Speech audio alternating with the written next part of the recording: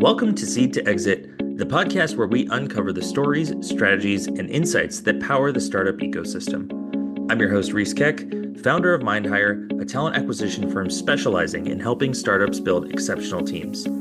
Each week, I sit down with founders, investors, and industry leaders to explore the journeys behind iconic companies and game-changing ideas. Whether you're building, investing, or just curious about what it takes to succeed in the startup world, I want this podcast to be your go-to resource for actionable insights and inspiring conversations. Now, if you enjoy the show, please don't forget to subscribe, leave a review, or share it with your network. Your support means the world and really helps bring more incredible conversations to life. Julie, thanks for coming on the show. Thanks for having me, Reese. Excited to be here. Likewise. So before we get into everything, you have a super interesting background. You've spent some time in consulting. You've spent some time at some really well-known tech companies like Facebook. You had a VP role at Tractable. I'm just curious, now that you've ended up at Block, could you mind just to start things off, walking me through your background a little bit, how you got to where you're at today, and what drew you to applying tech to the home renovation space?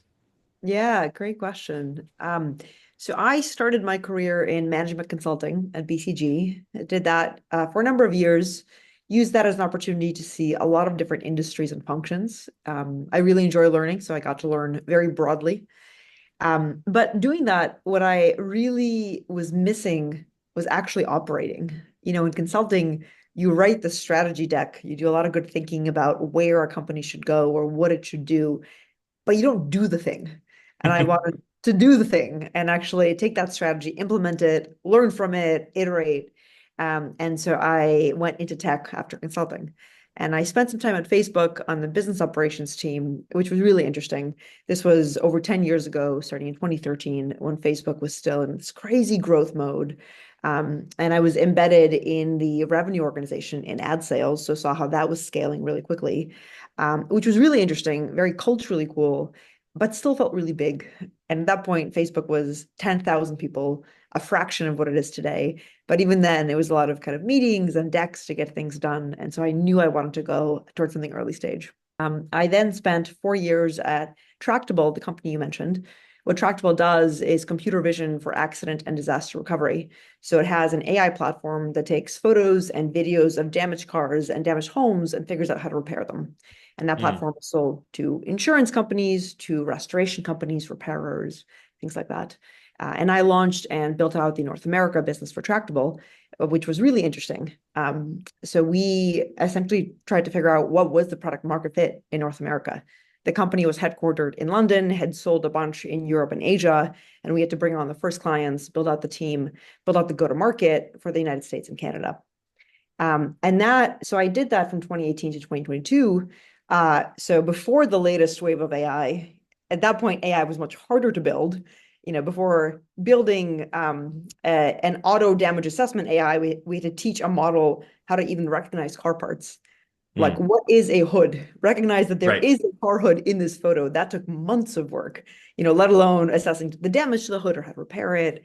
So it was a different era of AI, but it was really cool to see that brought to market and to bring it to market and put it in the hands of millions of users. When Block approached me, I just became so intrigued by the home renovation space, in part because it is such a massive market. Americans spend $470 billion every year renovating their homes. That's not including maintenance or small repairs. That is major renovations. And it seems like almost everybody still has a nightmare of an experience that's both homeowners and contractors. And so what really intrigued me was, just seeing a space that was so large and still so difficult. There aren't many industries left like that. It also is largely untouched by technology. So there are lead generation platforms like Angie's List and Thumbtack. There are CRMs for contractors. There isn't something really that creates a great experience for homeowners and contractors. And that's what we're trying to do with Block. So what really excited me was seeing this really difficult space and trying to figure out how to create a much better experience for it with technology.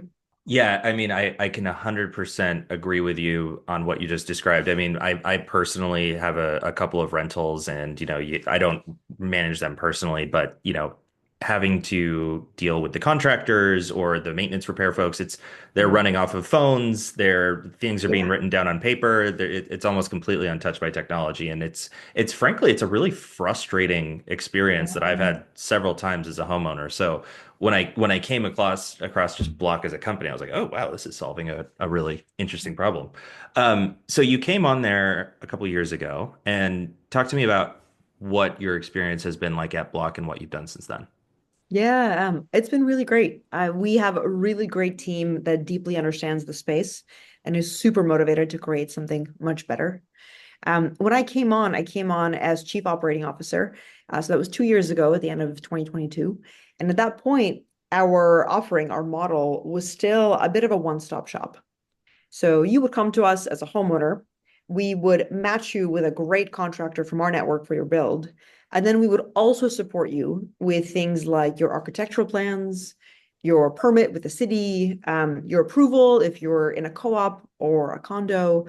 We would source, warehouse, and deliver on a single pallet all of your materials. So you didn't have to wait for hundreds of deliveries coming piecemeal.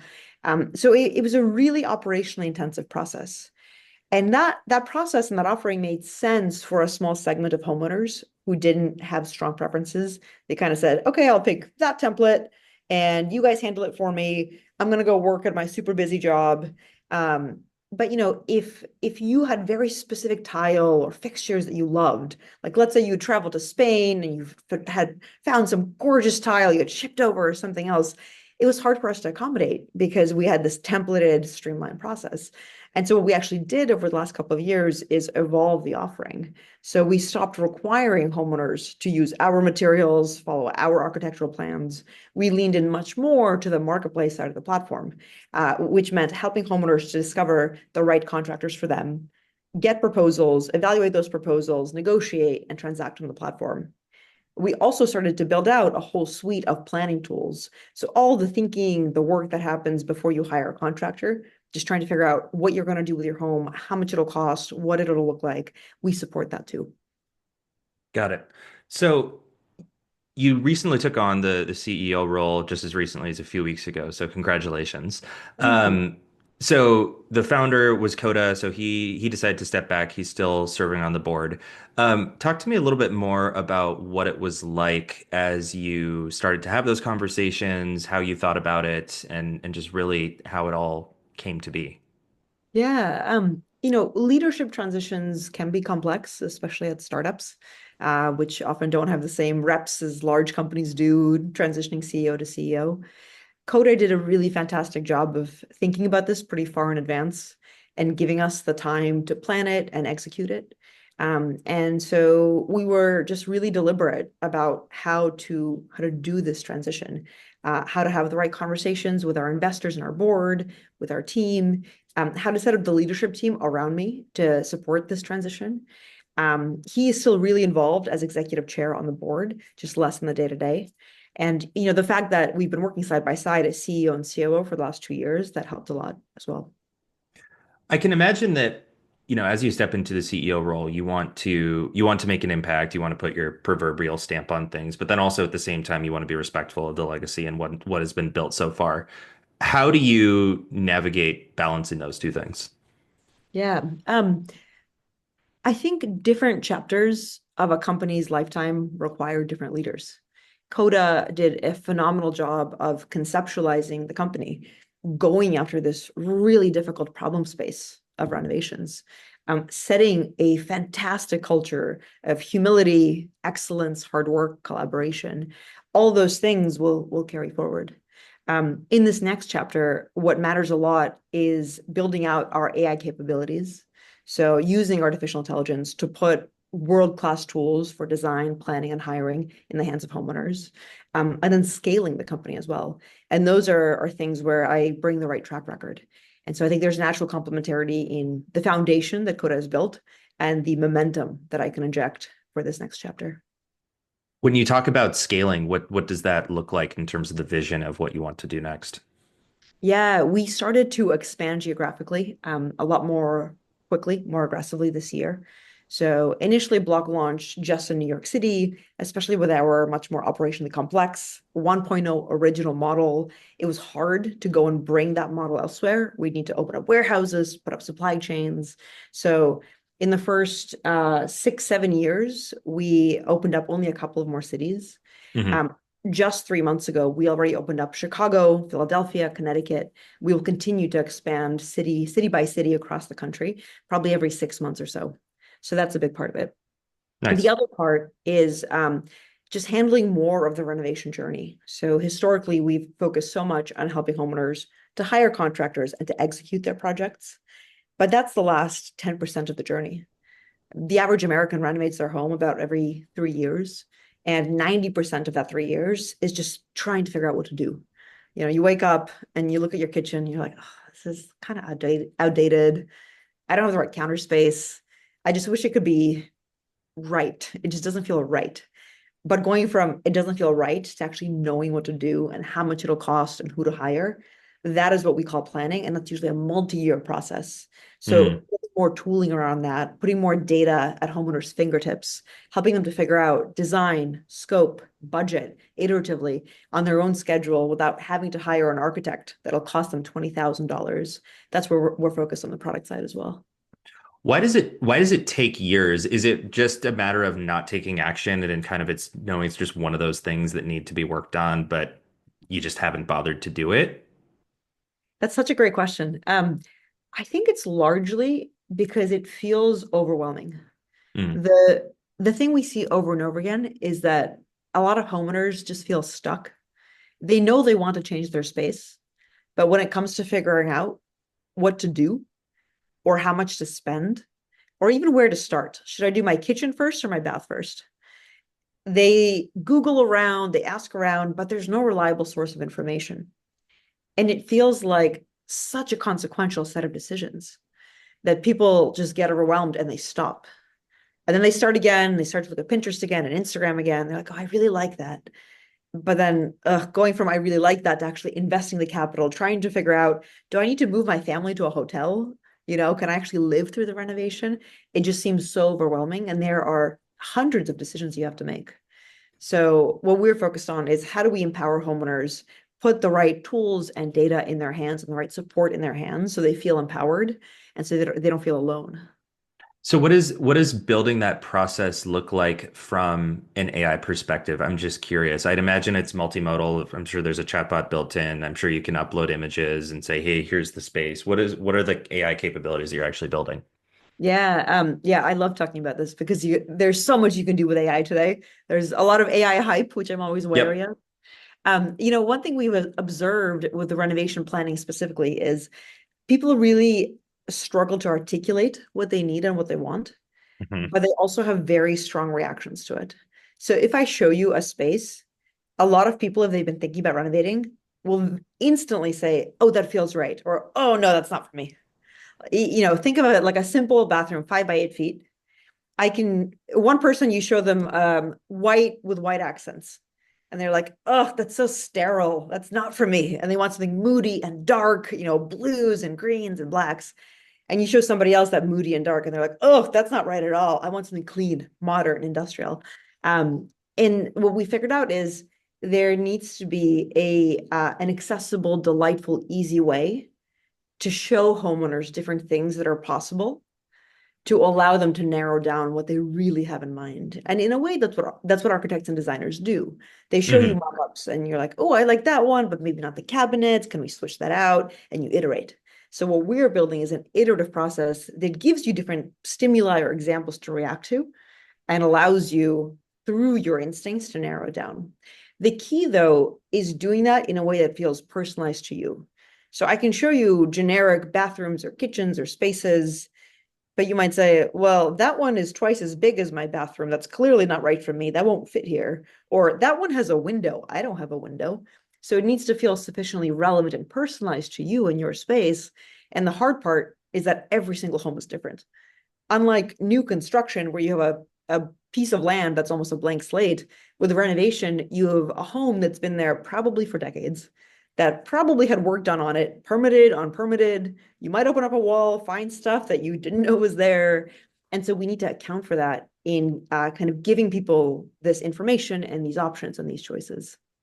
Yeah, I was going to ask that actually because again, having lived through a couple of renovations myself, you get in there and you find something that you didn't think was there. There's always surprises, right? Yeah. Or scope changes. So how does the platform and team adjust and adapt to that? Yeah. Yeah, that's one of the great joys of renovation. There are always surprises because again, every home is different. So we do a couple of things. One is upfront, we try to share as much information as possible. So when homeowners get proposals from contractors, they see things like it might take this long to this long. Like these are the kind of things we don't know yet that we will see once we actually open up walls and see what's there. So I think information upfront is something that's often missing in the industry, especially for first-time homeowners. So often, first-time homeowners kind of figure out their vision, and maybe they use online platforms like Pinterest or Instagram, and they just see these beautiful after shots, and they think, "Oh, it's going to be a smooth journey. I just need a trustworthy contractor to build that." Yep. But your home is a construction site for a number of weeks, and there will be surprises. So sharing information up front is really important. The other thing that we do is always provide a safety net. So homeowners and contractors work together to get through these surprises. Our contractors are equipped to do that. But homeowners always know if something is really strange, we're there to help. So if there is a change order, your contractor comes to you and says, we opened up a wall, there's stuff we didn't expect to see there, that's going to cost another $10,000. Hmm. Um, Usually the homeowner and contractor work it out. But if the homeowner, for some reason, is I don't know, maybe skeptical or confused, they can always come to us. We review change orders for free. We'll always intervene. You know, on the off chance your contractor hasn't called you back in 24 hours, you can always reach out to us. So we're a safety net. So you always have somebody who has your back throughout the process. Mm. And the other thing too with renovations, they're obviously incredibly expensive. I'm curious, has there ever been the thought or discussion around introducing some sort of financing component to the company? Yeah, really good question. Very top of mind right now for sure. We used to have financing partnerships with various companies when rates were lower. We put that on hold just because borrowing costs were so high in the last couple of years. Mm. We'll actually be relaunching a financing partnership shortly, offering HELOCs through a third party, which Nice. should help homeowners who, aren't ready to wire five figures tomorrow. Yeah, that makes sense. I'd like to shift gears a little bit and talk a little bit more about you and your thoughts and philosophies behind building the company. So when I was reading the press release, Coda mentioned that you had a really deeply held growth mindset. So I'm just curious, how did you develop that, and how does that affect your general leadership style on a daily basis? Yeah, those are kind words from him. So really grateful for that. Yeah, I think growth mindset, it's a term that's used a lot and you can interpret it in different ways. What it means to me is a real commitment to learning and a commitment to learning to the extent that you're not afraid of setbacks or failure. And for me, I think I'm just so driven by learning about users, by learning about what we can do, by learning how we can be better, that I am pretty enthusiastic about running at hard problems and expecting that we're going to fail many, many times. Um, that's one of the things that appealed to me about the renovation space. It just seems so damn hard. The fact that you have a market that's almost $500 billion that nobody has solved is a massive testament to how hard it is. But I find that really appealing. And I think what drives me personally, both in my professional life and my personal life, is these problems that might be impossible or might just be really hard. And you don't know until you try. And when you try, you're going to fail many, many times. But every time you're failing, you are also learning because you're getting signal. That failure itself is signal. And that might be signal on what users need or want. It might be signal on what marketing channels work or don't. Um, I think when Coda says growth mindset, how I interpret that is this perseverance and this commitment to learning. I love that. And when we talk about signal from failure, because I think there's two ways that you can interpret that signal, right? There's this isn't working and we need to change, or there's we pick ourselves up and dust ourselves off and try again. So how do you decide whether it's time to shift gears or just keep powering through? Yeah, that is one of the perennial questions of building a company. Um, I think when we think about failure, it's important to stratify what that failure is. Is when something isn't working, is it that we're losing conviction in the problem space? So for example, are we losing conviction that homeowners need help renovating their homes? Is it that the current solution isn't working? Are we offering a particular product feature that's not resonating? Or are we tackling this problem space in a method that's not working? Or is it distribution? So are we maybe pursuing the wrong homeowners or homeowners in the wrong channel? Or are we communicating in the wrong way? And I think with startups, it's really important to have conviction in and commitment to the problem space, first Mm, and foremost. And when people think about pivoting to me means you go pursue an entirely different problem space. You go from renovations to something completely different. If you're changing the feature set, the actual product, the solution, or your distribution, that's not a pivot. That is guaranteed. Your product and your distribution will change many times. And so when we think about setbacks and something not working, I think it's really important to diagnose what exactly isn't clicking the way we expected it to. I love that. Can you tell me a little bit more about the internal operations of the company? How have you built out your teams? What does that look like? Where is everyone located, et cetera?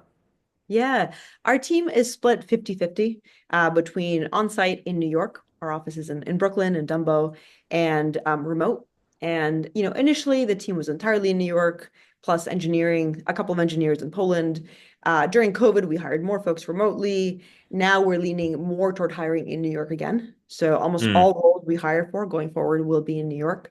Our existing remote employees, we of course support and we bring them on site a couple of times a year. And we have a really great hybrid culture as well for most of our teams who are hybrid.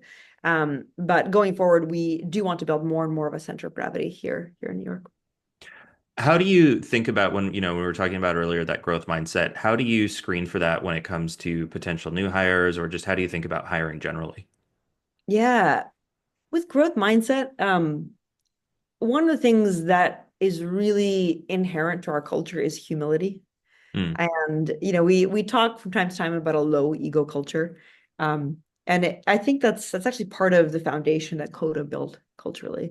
And what that means to me is people who are really committed to figuring out the right answers for users, for our homeowners, our contractors, our designers, our architects, um, and people who care less about being right. And that yep, comes back to this notion that we're actually going to be wrong a lot. We're going to be wrong 90% of the time. What's important is that we're trying different things and we're learning. Every time we have a setback or we feel like something isn't going well, we celebrate that. That's real signal. The thing to be worried about is when you're not getting signal, when you're taking too long to build something, get it out in front of users, when you're overthinking a marketing campaign. So when it comes to hiring, we look for people who are really committed to figuring out the right thing for users and working collaboratively to do that together. I love that. And then as you think about this next phase of scale, opening it up in all these new cities, building and really focusing on these AI products, how do you think about doing that from either a scaling from a people perspective or a tech perspective or both? Do you tend to lean one way or the other? Yeah, when it comes to people, we hire on an as needed basis. I think in this day and age, most startups especially don't create a hiring plan January 1st and go hire against it. Nope. Um, Tooling is also changing so much. You Right. could use AI for a lot of things. It supplements a lot of people. And we give ourselves the flexibility to hire throughout a year, multiple years as needed to support our growth. For example, SEO was not a big priority for us until recently. And then we ran some experiments with an outside consultant. They were fruitful. We brought on an SEO lead, we brought on writers. We could do all of that really quickly because we had the flexibility. We didn't have to say, oh no, we need to wait until our hiring plan in 2025 to go and kick this off. So for us, the most important thing is to give ourselves the flexibility to adapt as we learn. With our technology, the place where we maintain a lot of flexibility is in the AI models we use. So today we're leaning on various foundation models. That is text interpretation, that's image interpretation, that's image generation. And the state of the art changes every single day. Right. I mean, I read AI papers every day because new models come out every day. And so it's really important as you architect a product that uses different AI capabilities is to allow yourself the flexibility to plug different models in at different points. And that's a big thing that we're focused on as well.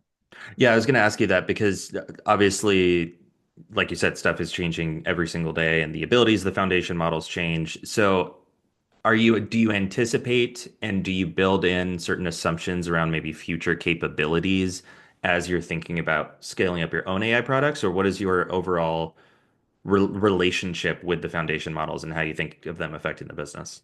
Yeah.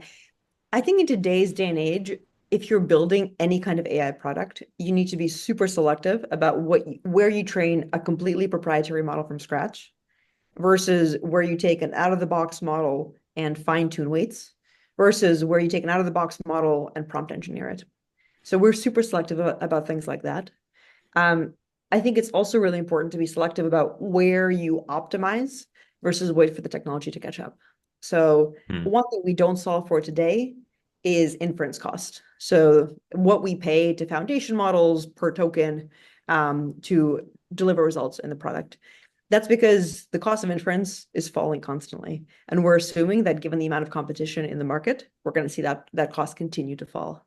If at some point it plateaus, we'll have room to optimize, use fewer tokens here and there, be a little bit more efficient. But we're super selective on, okay, we have limited resources and time and capabilities. Where do we focus our manpower to actually optimize and drive step change results versus where do we expect the technology to advance on its own? Love that.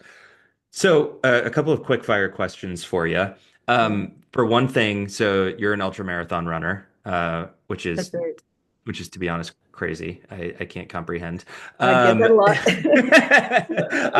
I generally I think about myself. I mean, I'm in generally pretty decent shape, but when I think about that, I'm like that is just so far beyond anything that I could ever do. I'm just curious, how did you get into that? What's your journey been on that side aside from work? Yeah, moderation has never been a strength of mine.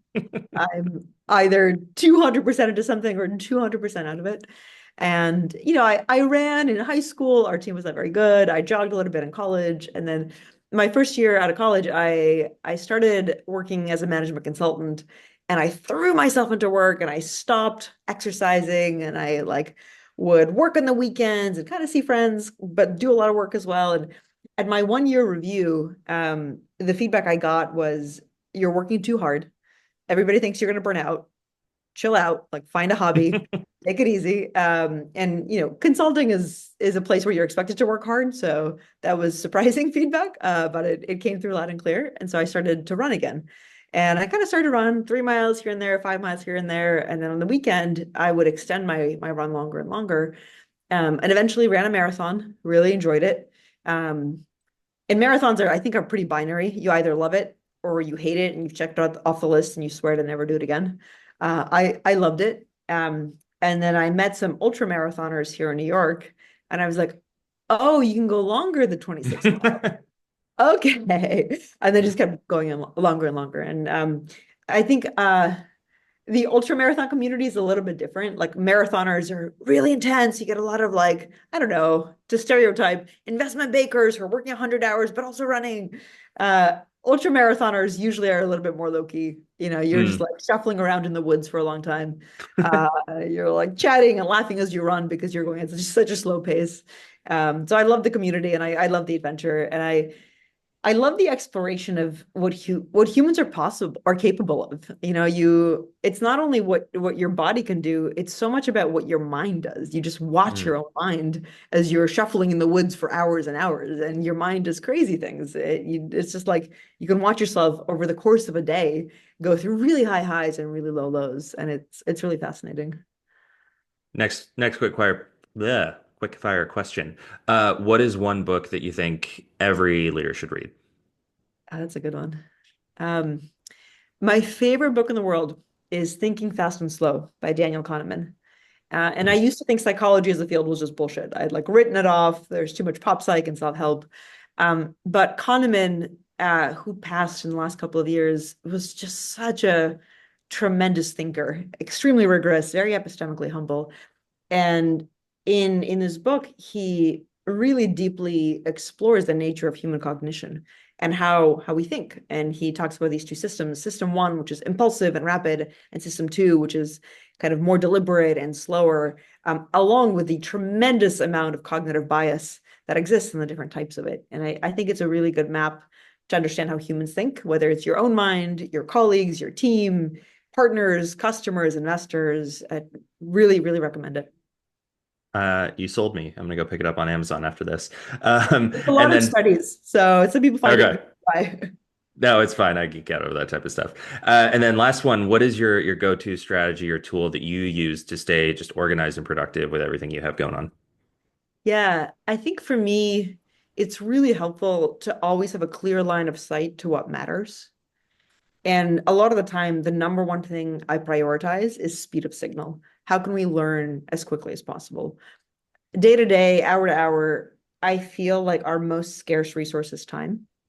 And what I try to maximize for in that time is learning. And what that means is whether we're building products, whether we're launching marketing campaigns, whether we're selling, trying new things as quickly as possible and as decisively as possible to learn.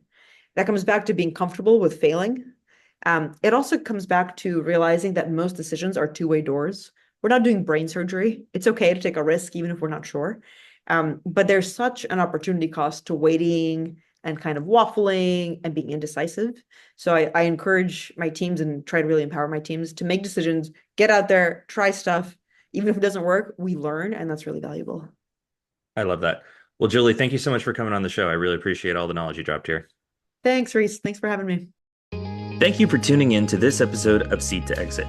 I hope you found today's conversation insightful and valuable. If you enjoyed the episode, please take a moment to subscribe, leave a review, and share it with your network. Your support means the world, helps us continue to grow, and bring more incredible guests onto the show. Now, for more content and updates, follow me on LinkedIn or Twitter, or you can check out MindHire, where we help startups build exceptional teams. Thanks again for listening, and I'll see you in the next episode of Seed to Exit.